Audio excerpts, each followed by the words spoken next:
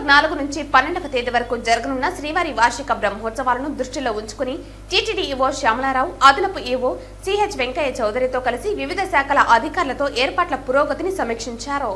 తిరుమలలోని అన్నమయ్య భవనంలో శుక్రవారం సాయంత్రం సమీక్షా సమావేశం నిర్వహించారు. ఈ కార్యక్రమంలో జేఈఓ వీరబ్రహ్మం, సివిఎస్ఓ శ్రీధర్ పాల్గొన్నారు. అక్టోబర్ 8న గరుడ సేవ రోజున అదనపు పార్కింగ్ ప్రాంతాల ఏర్పాటుకు కార్యాచరణ రూపొందించామని విజిలెన్స్ అధికారులను ఈవో ఆదేశించారు.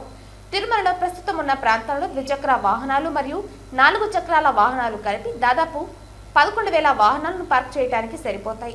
అదనపు పార్కింగ్ ప్రాంతాల కోసం ప్రణాళికలు సిద్ధం చేయడంతో పాటు బందోబస్తు, అదనపు సిబ్బంది, సీసీటీవీ, అదనపు లగేజీ సెంటర్ ఏర్పాట్ల కోసం స్థానిక పోలీసులతో సమన్వయం చేసుకోవాలని ఈవో ఆదేశించారు.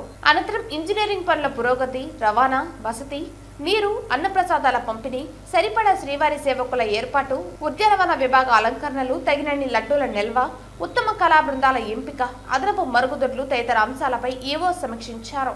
అంతకుముందు లడ్డూ కాంప్లెక్స్ పోర్టును సంబంధిత అధికారులతో కలిసి ఈవో పరిశీలించారు. ఈ తనిఖీల్లో భాగంగా లడ్డూ కౌంటర్లు, బూందీ పోర్టులను సందర్శించి లడ్డూల పంపిణీ, బూందీ తయారీ ప్రక్రియను పర్యవేక్షించి శ్రీవారి పోర్టుపై సేఫ్టీ ఆడిట్ చేపట్టాలని సంబంధిత అధికారులను ఆదేశించారు. ఈ కార్యక్రమంలో సిఈ సత్యనారాయణ, ఆలయ deputy EO Lokanatham, EE Subrahmanyam, రవాణా విభాగం GM Sesha Reddy, CPRO doctor Ravi తదితరులు పాల్గొన్నారు.